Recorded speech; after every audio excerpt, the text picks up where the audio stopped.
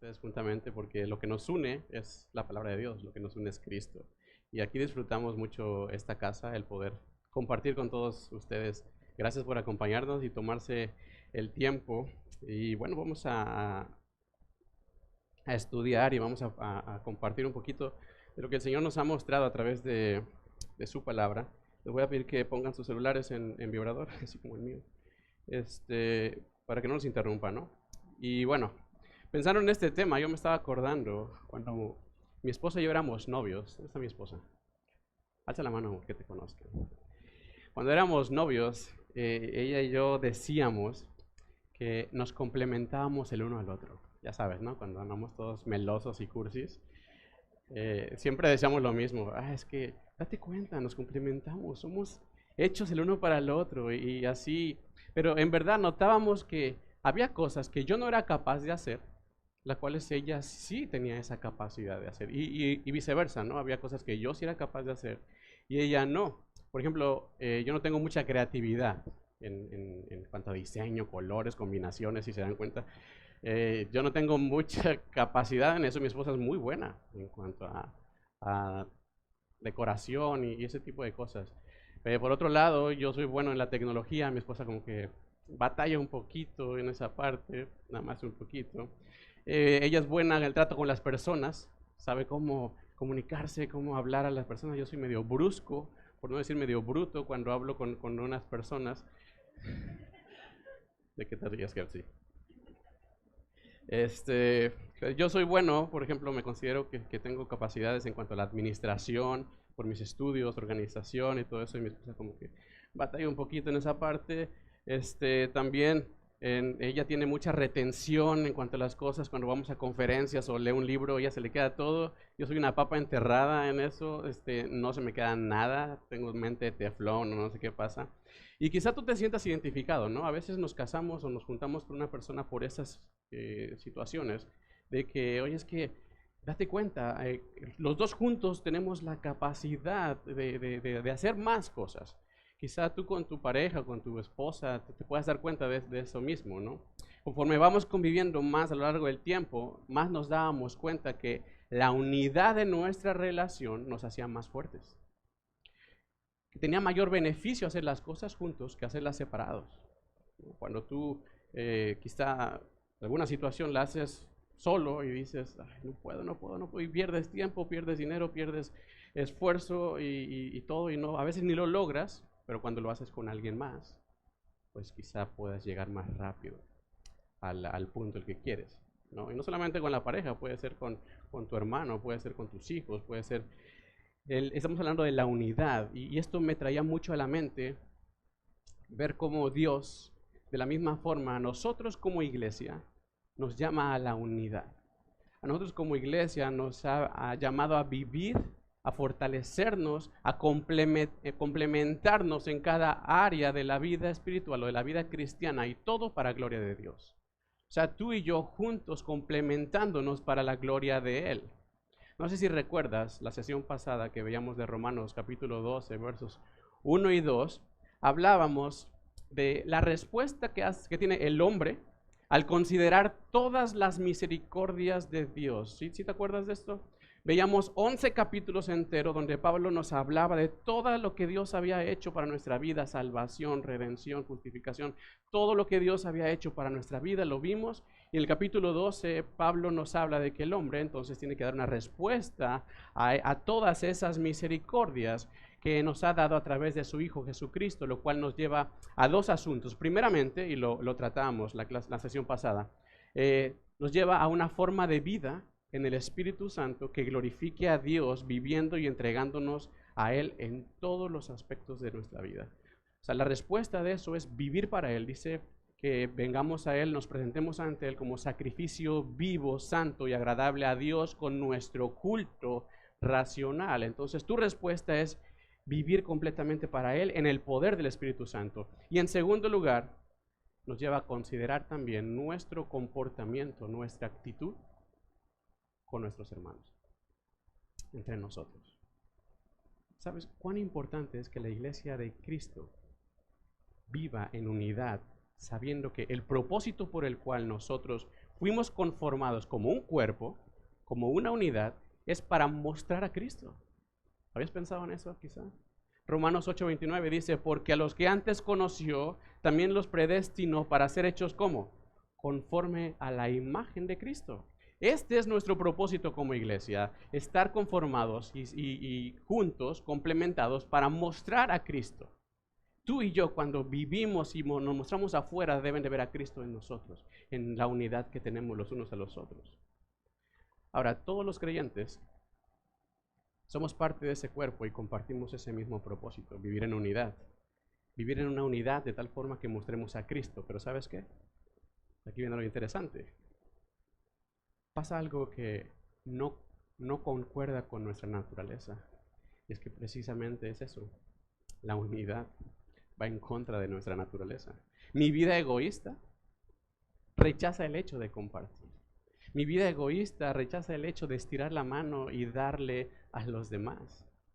Cuando yo no estoy primero en la lista, pierdo el interés, porque mi pecado hace que mi mundo gire en torno de mí, de lo que yo quiero, de lo que yo necesito, y si no lo tengo y si no lo veo, ni siquiera meto las manos. Esto es egoísmo. El apóstol Pablo nos lleva al punto de aterrizar nuestra vida práctica como creyentes a no solamente vivir, hermanos, como con una supuesta comunión con Dios. Y digo supuesta comunión porque no se trata de eso. Creemos que por estar metidos en la iglesia, por leer mucho y por orar mucho ya es suficiente. En la mayoría de los casos, solamente esa actitud nos lleva a una religiosidad. Sin lugar a dudas, el resultado de tener una verdadera comunión con Dios nos aterriza al amor y a la unidad con nuestros hermanos. Juan lo menciona en su carta, dice que no podemos decir que amamos a Dios si no amamos a nuestros hermanos.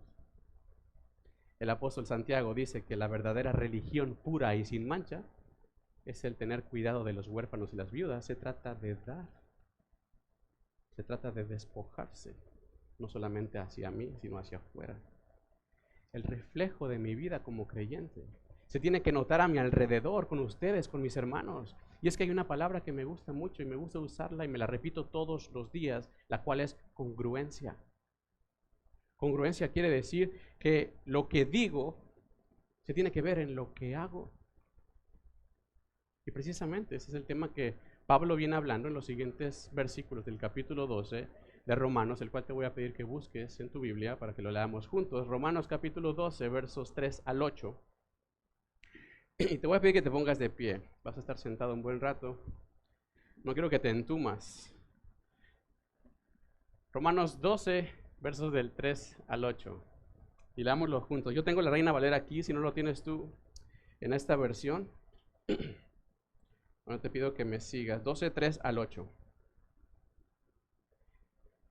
Pablo escribió a los romanos en su carta, el capítulo 12, verso 3, diciendo, digo pues, por la gracia que me es dada, a cada cual que está entre vosotros, que no tenga más alto concepto de sí que el que debe de tener, sino que piense de sí con cordura, conforme a la medida de la fe que Dios repartió a cada uno. Porque de la manera que en un cuerpo tenemos muchos miembros, pero no todos los miembros tienen la misma función, así nosotros, siendo muchos, somos un cuerpo en Cristo y todos miembros los unos de los otros.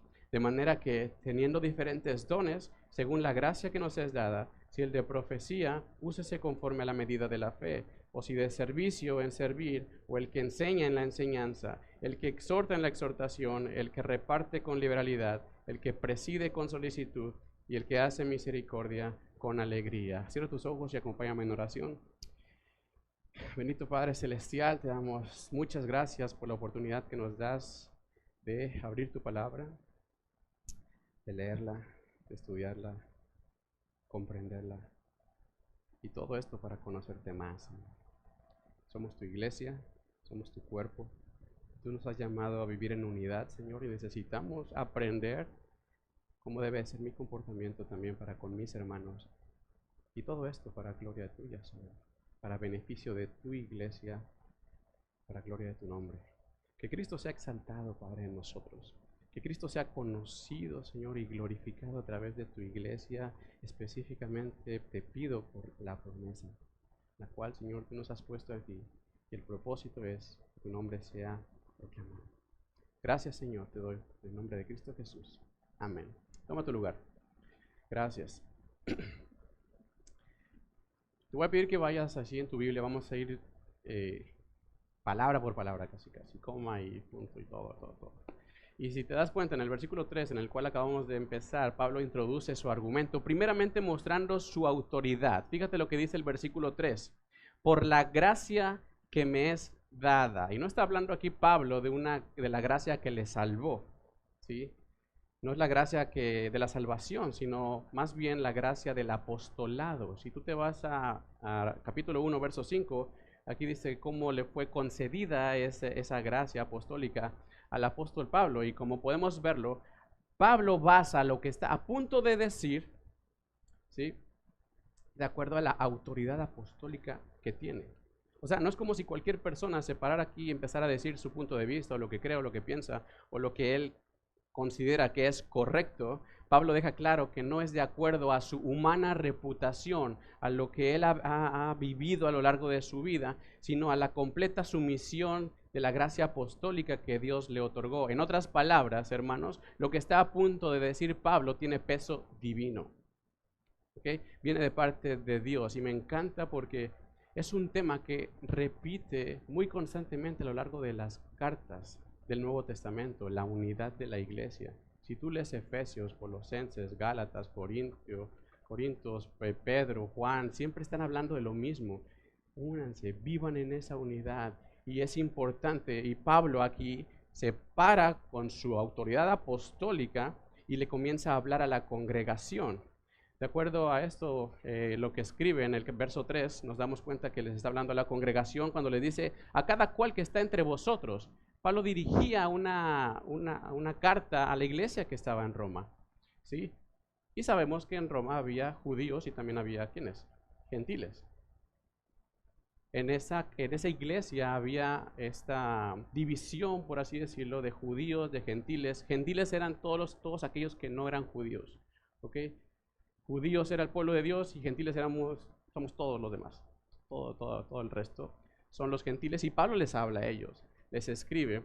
Y si recordamos, en esa iglesia había un tipo de conflicto entre ellos, había como que una discusión, pelea, choque entre los dos bandos, por así decirlo. Si te vas un poquito antes, apenas en el verso 25 del capítulo 11, Pablo les escribe a los gentiles y les dice: no quiero, hermanos, que sean ignorantes de lo que Dios está haciendo con los judíos. En otras palabras, no quiero gentiles que no conozcan qué es lo que Dios está tratando en este momento con los judíos, y les dice para que no sean arrogantes en su propia prudencia. Entonces Pablo viene a exhortarles y viene hablando en los capítulos anteriores sobre la unidad, ¿sí? Y les dice a judíos y a gentiles que practiquen la humildad cristiana unos con otros. Yo te pregunto a ti, ¿es fácil practicar la humildad cristiana? Y luego son prontos para hablar. ¿Es fácil practicar la humildad cristiana? ¿Lo es con tu cónyuge? ¿Lo es con tus hijos?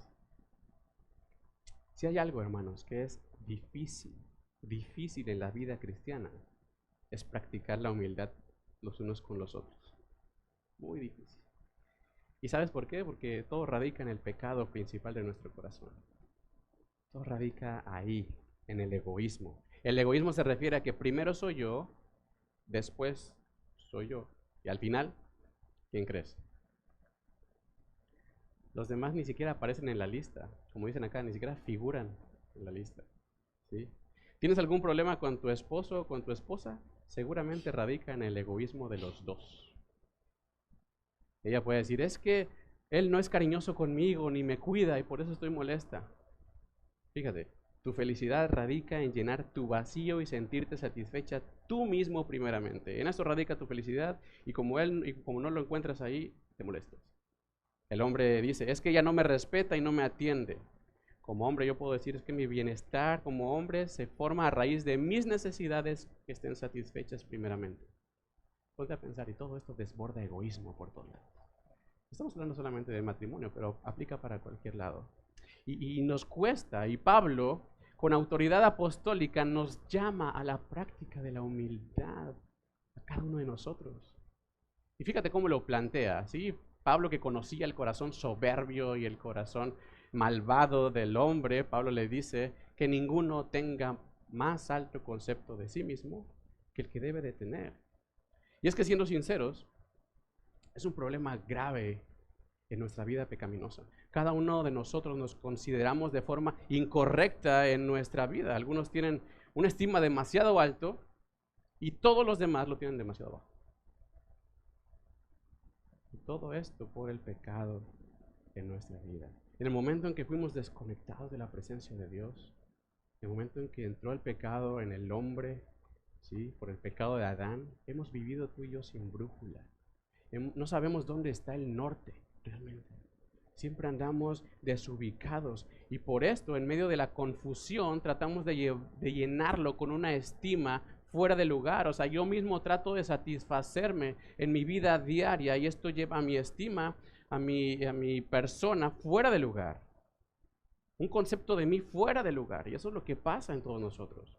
La Biblia nos enseña, hermanos, que este concepto de nosotros mismos, estando fuera de lugar, es un problema. Y es un problema que lo vemos no solamente en la iglesia, sino fuera de la iglesia. Por lo tanto, como es un problema, nosotros como cristianos debemos atenderlo. La Biblia dice que la estima no depende de ti. Esas son las buenas noticias. La estima no depende de lo que tú crees, lo que tú puedes, de lo que tú haces, sino que la estima depende de alguien más. Y esto va contrario a lo que dice el mundo. ¿Te has puesto a pensar en eso? Lo que el mundo te ofrece. Esto es diferente. No sé si has notado que cuando una persona va a los psicólogos, y no quiero ofender aquí, no sé si hay otro psicólogo en la iglesia, pero no te, si te has fijado, ¿no? O tú me puedes quizá acertar en esto. Normalmente es porque van cuando tienen un problema de estima, ¿no? Cuando está su estima desubicado o su estima es muy bajo, van y ven a psicólogos. No se sienten como creen que deberían de sentirse y por eso van a buscar ese tipo de ayuda. Entonces van con los psicólogos para que ellos les digan qué tienen que hacer para llenar ese vacío y su estima suba. Porque todos queremos una estima alta. Eso es el éxito para el mundo, tener una estima alto. Pero ¿qué es lo que pasa? Por la naturaleza, el hombre nunca va a estar satisfecho. Jamás el hombre va a estar satisfecho con su vida. Ponte a pensar, la mujer siempre quiere sobresalir. La mujer siempre quiere ser más, siempre quiere estar arriba, siempre quiere ser mejor. Y el hombre siempre quiere tener la mayor autoridad, siempre quiere tener poder, ¿no? Quiere tener más poder, más autoridad, y como nunca se satisface esa necesidad, el hombre sigue sufriendo en su estima y el psicólogo sigue cobrando por hora. Ese sí es un negocio exitoso. Lo que el hombre necesita es humildad, perdón. Lo que el hombre necesita es humildad. Por eso estamos entrenando psicólogos cristianos aquí que conozcan psicología bíblica, si es que eso se puede unir. Pero quizá te estés preguntando, bueno, ¿qué es la humildad cristiana? ¿Dónde se compra? ¿Dónde lo consigo? La humildad cristiana, hermanos, se refiere a que debemos vivir con la humildad que Cristo vivió. ¿Cuál es esa humildad? Fíjate lo que dice Filipenses 2, 5 al 8, si quieres buscarlo o anotarlo ahí. Filipenses 2, 5 al 8 dice, haya pues en vosotros este sentir que hubo también en Cristo Jesús, el cual siendo en forma de Dios, no estimó el ser igual a Dios como a cosa que aferrarse, sino que se despojó a sí mismo, tomando forma de siervo, hecho semejante a los hombres, y estando en la condición de hombre, se humilló a sí mismo, haciéndose obediente hasta la muerte y muerte de cruz. Despojarse de sí mismo, servir, humillarse, obediencia. Son hechos que resaltan de la humildad cristiana que cada uno de nosotros debemos de buscar y adoptar. Pero siendo sinceros, la mayoría de nosotros andamos muy lejos de eso. muy fuera de eso, completamente alejados. Y vivimos para satisfacer nuestra propia estima solamente, todos. Pero Pablo nos dice y nos enseña aquí que debemos de reubicar el concepto que tenemos de nosotros mismos, y sigue diciendo el verso 3, pensando con cordura. ¿Sí? Debemos de pensar con cordura. Si hay un contraste, si tú lo notas, Pablo está hablando primero de que no tenga un alto concepto de sí mismo, por un lado, sino que pienses con cordura por el otro lado. Esta palabra se puede traducir literalmente como pensar en su sano juicio. Y es que entonces, tomando esto en cuenta, el tener un concepto elevado de uno mismo es no estar en su sano juicio, estar desubicado completamente. Y todos estamos fuera de un sano juicio. Ahora yo te pregunto, ¿cómo puedo tener un concepto correcto de mí mismo si mi naturaleza me lleva a vivir fuera de mi sano juicio? Porque estoy considerando que mi pecado siempre tiende a lo malo y mi corazón es perverso. Entonces obviamente no puedo confiar en mi sano juicio, o en mi juicio, que no es sano. Pablo nos dice, ¿sí?, que solamente podemos lograrlo cuando nos consideramos tal como Dios nos ha dado a cada uno una medida de fe. ¿Sí lo puedes ver en el verso 3? Tal como Dios te ha dado una medida de fe, o sea, de acuerdo a la calibración de fe que Dios nos dio para cumplir su propósito dentro de la iglesia. Todo esto es con el propósito de que su iglesia sea bendecida y edificada. El estándar, hermanos, de un sano juicio lo da Dios para tener una estima correcta de ti mismo. Viene de Él. O sea, no es tanto lo que tú pienses o la sociedad diga que debes de ser, sino qué es lo que Dios quiere y tiene para ti. Ahí es donde se traza y se marca el estándar, ¿sí? No es lo que yo creo, sino lo que Dios piensa de mí. Y todo esto viene por la fe. La fe de la que está hablando aquí no se refiere al acto de creer para salvación, no es esa fe. No es de que ya eres salvo y ya automáticamente vas a tener un sano juicio, no se trata de eso, sino que habla del poder espiritual que se ha dado a cada cristiano a fin de cumplir con sus responsabilidades. Necesitamos un poder espiritual para cumplir nuestros deberes dentro de la iglesia, ¿sí? Dios da la medida de la fe de acuerdo al servicio de la iglesia, al servicio que la iglesia de Cristo requiere. Dios te da a ti dones y capacidades para suplir lo que la iglesia de Cristo necesita. No sé si me estoy explicando. Es cierto que hay hermanos que tienen de sí un concepto más alto que deberían de tener. A esto se le llama, o le llamamos complejo de superioridad. Y aspiran a ministerios del cual Dios no los ha llamado, ¿sí? Pero también es cierto que hay hermanos que tienen de sí un concepto más bajo que deberían de tener, y este es complejo de inferioridad. Y este es tan falso como el otro, hermanos, porque proviene de la pereza, así como el otro proviene de la ambición. ¿Sí vemos los extremos y cómo estamos tan desubicados en nosotros mismos? El complejo de inferioridad del cual podemos ver aquí, aunque se vista con capa de humildad. Ay, soy humilde, no, hermano, no, mejor que lo haga otro, mira, no. A veces nos cubrimos con esa capa de supuesta humildad, pero deshonra a Dios. ¿Por qué? Porque impide el crecimiento espiritual por el cual Dios lo ha puesto para edificación y bendición de su iglesia, y causa daño a la iglesia. Porque recordemos que todos tenemos una medida de fe dada por Dios para el servicio de la misma. No sé si recuerdas la parábola de los talentos. Y es precisamente lo que aquí aplica. Dios dio a cada uno de acuerdo a sus capacidades, ¿sí? Pero el que le dio uno, ¿qué hizo ese uno? Complejo de inferioridad, y dijo, no, yo mejor lo guardo, lo escarbo aquí, lo meto, porque pobrecito de mí, no tengo la capacidad como aquel que le dio 5 talentos, ¿verdad? Y ese complejo de inferioridad, y sabemos que cuando vino su Señor lo reprendió. ¿Qué no sabes? Que yo soy el que doy todas las cosas y yo soy el que hago todas las cosas. Debemos de notar esto. Dios es el que reparte esta medida de fe. Hermano, ten por seguro que si Dios te ha rescatado y si Dios te ha dado una nueva vida en Él, Dios te ha dado capacidades para bendición de su iglesia. No para bendición de ti mismo ni de mí, sino de la iglesia de Cristo. Y cada uno de nosotros lo tenemos. ¿Sí? La pregunta que surge es, ¿qué estás haciendo con eso que Dios te dio? ¿Lo estás invirtiendo para generar más o lo estás escondiendo? La inversión, todos sabemos aquí los que han sido administradores, trae resultados, trae fruto. Cuando nosotros venimos e invertimos, trae resultados y todos disfrutamos de esos resultados. Tanto tú disfrutas de los resultados de mi inversión como yo disfruto de los tuyos. Y todos nos edificamos y todos vivimos de acuerdo para dar gloria a Dios. No se trata de ti ni de mí, sino se trata del Señor. Eso que nos quede bien claro, hermano. Dios nos ha dado funciones específicas a cada uno. ¿Te puedes imaginar esto?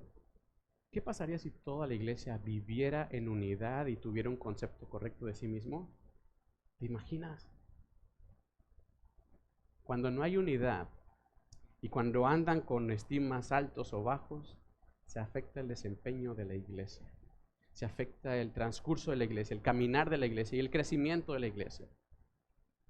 No sé si te ha pasado. A mí últimamente hemos estado haciendo ejercicio en las mañanas. No sé si te ha pasado a ti cuando tienes literalmente años sin hacer ejercicio y de repente haces. Al día siguiente yo amanecí con dolor del cuerpo en lugares que ni sabía que dolían. ¿Sí? Y eso afecta a mi día, afecta a mi desempeño. Ya en el día yo andaba así, ya para levantarme, ya no me quería ni levantar de la cama, no podía voltearme, sí, me dolía aquí y acá y por todos lados. Y me vuelvo más lento y lo que quería hacer en el día, ya no lo hice.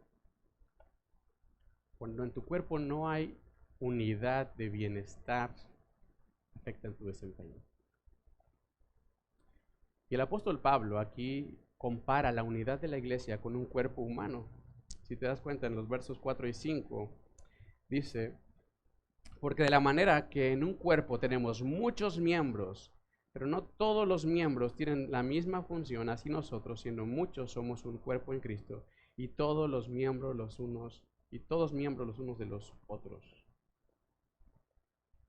Cuando vivimos en una estima correcta y llegamos a andar en unidad los unos con los otros, el desempeño del cuerpo funciona correctamente. El desempeño de la iglesia funciona correctamente. Pero cuando algún miembro duele, ¿qué pasa? ¿Lo cortas? ¿Lo ignoras? ¿Lo quitas? ¿Qué hacemos cuando un miembro falla? Tenemos que saber algo aquí todos. Somos unidad y todos tenemos fallas. Todos tenemos fallas. Pero cuando un miembro de nuestro cuerpo anda lastimado, ¿no debe el cuerpo completo cubrirlo? ¿No debe protegerlo y levantarlo para que continúe haciendo su función? No sé si alguna vez te has roto un brazo o te has lastimado una mano, pero ¿cómo andas? Siempre andas así, ¿no? Además te lo ponen así colgado. Y cuando sabes que te vas a pegar algo así, rápido el cuerpo lo volteas y cubres. O si te vas a caer, no caes sobre este brazo, sino caes sobre. Prefieres lastimarte o con otra parte que golpear ese cuerpo. ¿Qué estamos haciendo nosotros? ¿Cómo estamos viviendo nosotros? ¿Sabes tú cuál es la táctica del enemigo para tratar de destruir la iglesia de Cristo? Precisamente esto, destruir la unidad. ¿Sí? Y eso lo hace en todo, lo hace en tu matrimonio, lo hace en tu familia y por supuesto que lo está intentando hacer en la iglesia de Cristo cuando hay chismes, quejas, falta de perdón, orgullo, envidias, el cuerpo se debilita. ¿Sí? Date cuenta que es muy fácil criticar, es muy fácil quejarse o dar chismes contra tu hermano, pero ¿cuántos de nosotros tenemos la humildad y la valentía de acercarnos y hablar de frente con la persona y decirle perdóname o decirle sabes que hay esto y me quiero que lo arreglemos? ¿Cuántos tienen esa humildad o esa valentía? Eso es difícil. Cubrir el miembro lastimado y buscar que siga cumpliendo su propósito que Dios le ha llamado a hacer. Eso es difícil. Y todo por lo mismo, volvemos al egoísmo. No me importa, mientras yo esté bien. ¿Qué clase de persona golpea más un miembro cuando éste ya está lastimado? Nos necesitamos los unos a los otros, hermano. Ustedes y yo, todos nos necesitamos para complementarnos en las necesidades tanto físicas como espirituales, como emocionales, en todos los aspectos. Yo no sé, quizá justo en este momento estés pasando por una situación de falta de perdón, falta de reconciliación, falta de amor.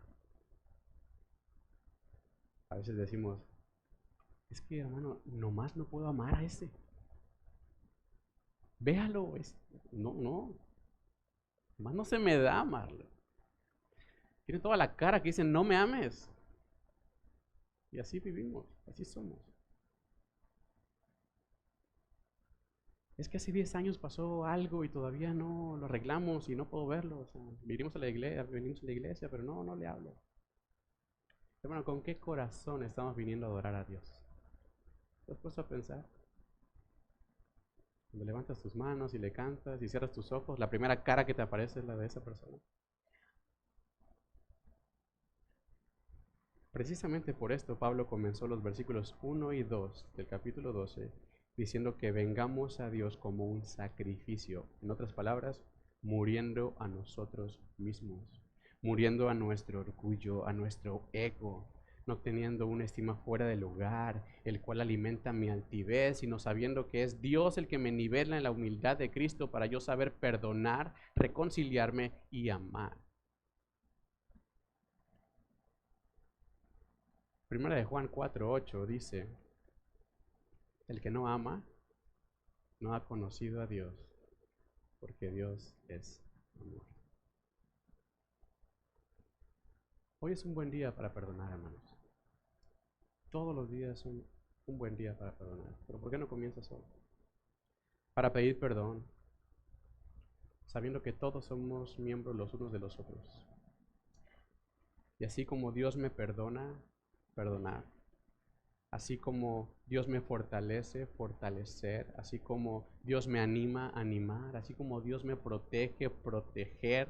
Como Dios me provee, proveer. Y así como Dios me ama, amar. Quiero decirte una cosa. Arranca ese orgullo de tu corazón. Acércate a tu hermano, a tu hermana, a tu esposo, a tu esposa. Incluso quizá a nosotros como pastores, quizás, perdón. Acércate a nosotros. Acércate. Somos una unidad. Ven con el ejemplo de humildad de Cristo. Arreglemos las cosas y así cerrémosle la puerta al diablo. Todos somos miembros los unos de los otros y nos necesitamos los unos de los otros. A eso fuimos llamados, a vivir en unidad. Cada uno de los que hemos creído formamos parte de la iglesia y cada uno tiene una función específica, todos. Como ya vimos, Dios dio a cada creyente una medida de fe para cumplir una función dentro del cuerpo, dice el versículo 4. No todos los miembros tienen la misma función, pero sí cada miembro depende también de los demás miembros. Es interesante, a veces es medio confuso, pero en la iglesia hay unidad. Ya hablamos de eso, ya lo entendimos. Pero en la iglesia también hay diversidad. ¿Okay? No es lo mismo. La idea es esta. Cada creyente, como parte del cuerpo de Cristo, es individualmente miembro de otro creyente. ¿Sí me explico? O sea, los dedos, aunque son de mi cuerpo, pero también son miembros de la mano. ¿Okay? O sea, todos nosotros, aunque somos del cuerpo de Cristo, pero dependemos también los unos de los otros para formar ese cuerpo completo. Así es que fuimos llamados.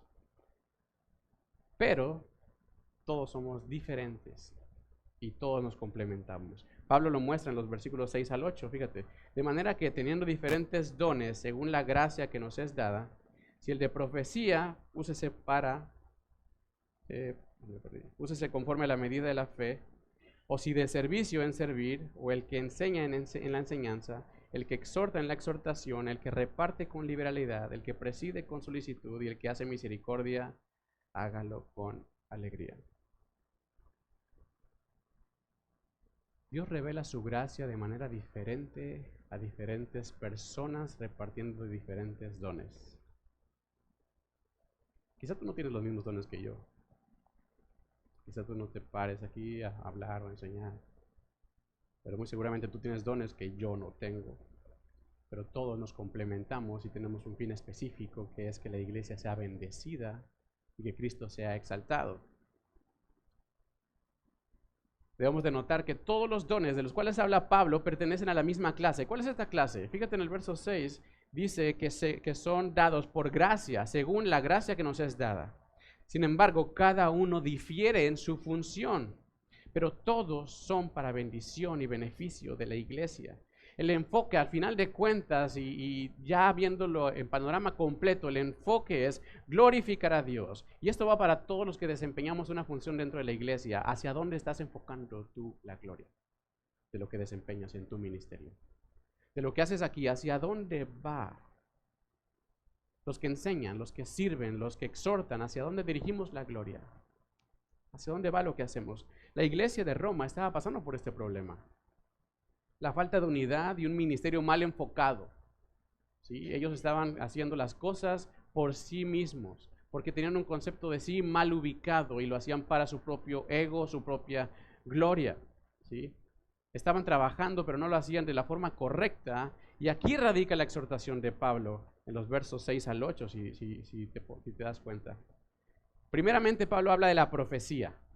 Y vamos a ir viendo uno por uno. Pablo habla de la profecía y la misión principal del profeta en el Nuevo Testamento era exhortar a la congregación. Lejos de lo que se piensa, que el profeta solamente daba revelación del futuro, que en el Nuevo Testamento todavía lo hacían. Pero lejos de eso, la función principal del profeta era exhortación, enseñanza. Y toda la enseñanza del profeta tenía que ir vinculada o ligada o alineada a la fe cristiana. O sea, lo que Cristo enseñó. No podían ellos decir algo o enseñar algo que iba fuera de lo que Cristo enseñó. Ahí se reconocían los falsos profetas. ¿Sí? Sin embargo, sabemos que el don profético cesó, se terminó, se acabó, y en este momento no existe, cuando terminó la era apostólica. Hoy no hay profetas genuinos. Hay muchos profetas, pero no hay ninguno genuino. ¿Por qué? Porque ya no necesitamos más revelación. Dios ya nos dejó su palabra. Aquí está todo lo que necesitamos. Ya no hay más nadie que nos venga a decir más cosas. Encontramos en la palabra de Dios. Después en el verso 7 habla de usar el don de servicio para servir. ¿Tú sabías que el servir es un don del Espíritu Santo? El servicio es un don del Espíritu Santo, el cual también Dios lo da de acuerdo a la medida de la fe. Hay personas que no quieren servir porque dicen, yo no fui llamado a servir al hombre, yo fui llamado a servir a Dios. Yo te pregunto, ¿cómo vas a servir a Dios que no has visto si no sirves al hombre o a tus hermanos que sí ves? Todos somos miembros los unos de los otros para gloria de Dios. Después dice, habla sobre la enseñanza. Y este don es de suma importancia, hermanos, en la vida de la iglesia. Y nótese que estoy hablando de la iglesia como algo con vida, ¿sí? O algo viviente. Porque la enseñanza es alimento, ¿ok? Y el alimento nutre el cuerpo para tener una vida sana. Entonces, hermanos, una iglesia sin enseñanza sana sufre de desnutrición y tarde o temprano va a morir espiritualmente. Tarde o temprano va a desaparecer esa iglesia porque no hay enseñanza sana. Y hablo en todos los niveles de la enseñanza, desde niños, adolescentes, jóvenes, adultos. El que enseña usa el don nivelado a la medida de la fe para gloria de Dios. Así es como debemos de vivir, la enseñanza. El que exhorta, úselo en la exhortación, sigue diciendo. Y realmente esto se refiere a la capacidad de dar ánimo al que está desanimado, la exhortación. Hay quienes tienen esa capacidad tremenda y me encanta, de consolar al que está triste. Quizá haya quienes no se dan cuenta, hermanos, pero dentro de la iglesia muchos necesitamos hermanos que tengan esa capacidad de exhortar, de consolar, de animar, de alentar, de llevarnos a Cristo. Porque por nuestra naturaleza somos o tendemos al desánimo. Pero aquellos dotados con la gracia de consolar son pilares dentro de la iglesia. Yo aprecio mucho, hermanos, sus mensajes entre semana cuando me escriben, pastor, Estamos orando por usted, por su familia. Pastor, no está solo, estamos con usted. Pastor, le invito unos tacos. No saben cuánto ánimo da eso, hermanos. Cuánto levanta el ánimo. Ese ánimo no tiene precio allá. No sabes el impacto, de verdad, que es dar consuelo de parte de Dios en el momento justo, en el tiempo preciso. Y para eso hemos sido llamados a consolar y a exhortar también. El que exhorta, consuele según la gracia que le ha sido dada. El que reparte, use el don con liberalidad. En otras palabras, el que comparte, hágalo con generosidad. ¿Sí? Hay quienes tienen ese don también de dar, de compartir.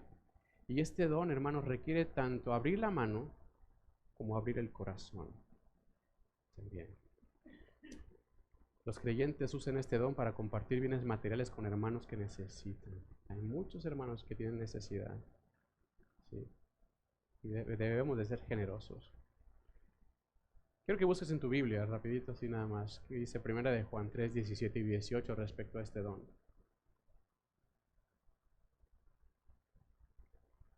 1 de Juan 3, 17 y 18.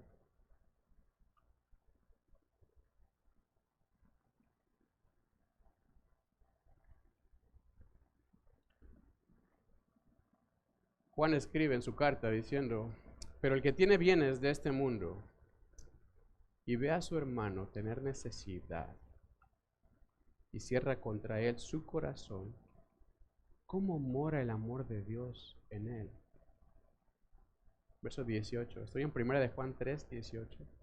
Hijitos míos, no amemos de palabra ni de lengua, sino de hecho y en verdad. Recuerda una cosa, y esto es clave. Dios nos bendice a sus hijos para bendecir. ¿Lo entendemos? Después dice, el que preside con solicitud. Aquí habla a los líderes, ¿sí? Literalmente lo podemos traducir, el que va adelante como la cabeza, dice Pablo, debe hacerlo con solicitud. En otras palabras, líderes encabecen la congregación con celo, con entusiasmo y con alegría. No como una obligación, sino en servicio a Dios. Y es que esto cambia mucho el panorama cuando empezamos a trabajar de esta forma. Cambia el panorama cuando lo que hacemos lo enfocamos en Dios en lugar de que lo enfoquemos a los hombres. Y de esta forma yo trabajo, sabiendo que la iglesia no me pertenece, sabiendo que la iglesia no es por mis fuerzas, no es por mi capacidad, ni mi actitud, ni mi comportamiento, sino que la iglesia le pertenece a Cristo. Y Él es el que la sustenta y el que la cuida. Y yo trabajo directamente para Él, sirviéndote a ti. Y por último dice, el que hace misericordia, use este don con alegría. La misericordia, hermanos, se refiere al cuidado de los pobres, de las viudas, de los huérfanos, desvaliados, desamparados. Y si pensamos, yo creo que más de una vez nosotros como personas hemos ayudado a otras personas que están en necesidad. Hemos hecho misericordia de personas muchas veces. Pero la pregunta que surge es, ¿cuál es mi actitud cuando lo hago? ¿Cuál es mi actitud cuando yo doy? Porque hay mucha diferencia entre quiero hacerlo a tengo que hacerlo. Hay mucha diferencia entre misericordia y lástima. Y a veces así vivimos. ¿Cómo está nuestro corazón cuando damos? De acuerdo a la medida de la fe que Dios nos ha dado, haz misericordia para gloria de Dios. Y todos estos dones se aplican a cada uno de nosotros. Y Dios nos los ha dado, quizá menos, más, pero a todos nos ha dado capacidades, dones y talentos. Cada uno de estos dones conlleva primeramente humildad, conlleva tener un concepto correcto de quién soy en Cristo y amor unos por otros. Hermanos, si Dios nos ha dado tanto, si Dios nos ha dado tantas misericordias, tantas bendiciones, ¿cómo puedes tú cerrarte a dar amor, perdón y misericordia a quien está a tu lado? Con quien compartes tu hogar, con quien compartes iglesia.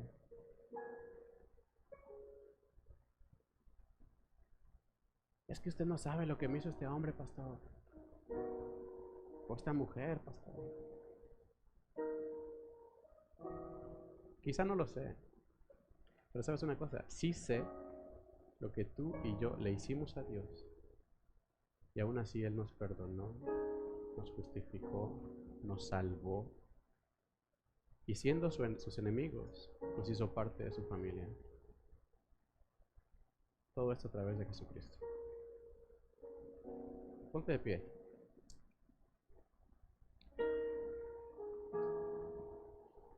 Hermano, si quieres glorificar a Dios con tu vida, primeramente deja de servir a tu Dios falso llamado orgullo. Y ríndete al Dios verdadero, el cual nos ha llamado a hacer una unidad los unos a los otros para gloria de su nombre. Reconcíliate con tu hermano. Búscalo y ponte a cuentas primeramente con el Señor. Reconcíliate con tu pareja, con tu esposo, con tu esposa, con tus hijos, con tus padres, con tu hermano, con tus amigos, con tus pastores. Abre tu corazón. Ríndete a Dios y arranca el orgullo de tu corazón. Mi oración de verdad es que Dios no te deje tranquilo, que ponga esa piedrita en el zapato y cómo molesta esa piedrita, hasta que arranques eso de tu corazón. La única forma, hermanos, en que la iglesia va a crecer es cuando comencemos a amarnos los unos a los otros. La única forma. Y quiero terminar leyéndote Primera de Juan, capítulo 1, verso 5. Cierra tus ojos y escucha esta porción de la palabra. Primera de Juan, capítulo 1, verso 5 al 7 dice: Este es el mensaje que hemos oído de Él y que les anunciamos. Dios es luz y no hay ninguna tiniebla en Él. Si decimos que tenemos comunión con Él y andamos en tinieblas, mentimos y no practicamos la verdad. Pero si andamos en la luz, como Él está en la luz, tenemos comunión unos con otros. Y la sangre de Jesucristo, su Hijo, nos limpia de todo pecado. Capítulo 2, verso 9. El que dice que está en la luz y aborrece a su hermano, aborrecer es tanto odiarlo, sino simplemente no lo tolero, no quiero estar cerca de él, no le quiero hablar, mejor de lejitos. Todo eso conlleva aborrecer. Y aborrece a su hermano, está todavía en tinieblas. El que ama a su hermano permanece en la luz y en él no hay tropiezo. Pero el que aborrece a su hermano está en tinieblas y anda en tinieblas y no sabe a dónde va porque las tinieblas le han cegado los ojos. Iglesia, yo no sé si Dios te está poniendo en tu corazón en este momento buscar perdón, pedir perdón. Lo que sí sé es que Dios nos ha llamado a una unidad a cada uno de nosotros para gloria de Él, para beneficio de la iglesia. Es tiempo de que vengamos delante de Dios, le pidamos perdón a Él y nos reconciliemos los unos con los otros.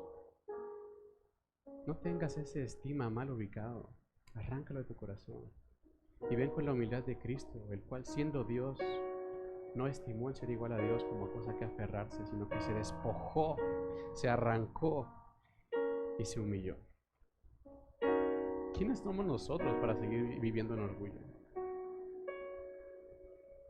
Busca la reconciliación, la unidad y la edificación, y que Dios se glorifique en tu vida. Amado Dios, pongo en tus manos esta iglesia, Señor. Queremos que seas tú el que nos edifique, Señor, que tú seas la base sólida, la piedra angular, para que en ti crezcamos y que en base a tu ejemplo, Señor, nosotros nos comportemos con nuestros hermanos, amándoles, perdonándoles, reconciliándonos, teniendo misericordia, sirviendo. Padre, yo sé que tú eres maravilloso y que nos has dado tanto, Señor. Mi respuesta no es más otra más que darte gracias, vivir para ti, entregarme a ti y servir a mis hermanos para que Cristo siga siendo la imagen de la iglesia. Señor, ayúdame, porque soy pecador. Ayúdame porque tengo mucho orgullo en mi corazón. Ayúdame porque mi ego, Señor, me hunde lo más profundo y no me permite salir y glorificarte. Ayúdame a perdonar en mi corazón y ayúdame a pedir perdón. Nos entregamos a ti, Señor, rogándote que esta iglesia sea sólida en unidad y que su funcionamiento sea, Señor, de acuerdo al que tú nos has dado a cada uno para gloria de ti. Señor, oro por esta iglesia. No los dejes, Señor, no los dejes hasta el momento en que ellos arranquen de sus corazones esto. No nos dejes. Sigue, Señor, en nosotros, trabajando y haciendo la obra. Nos pongo en tus manos, Señor. Te doy muchas gracias. En el nombre de Cristo Jesús. Amén. Dios te bendiga.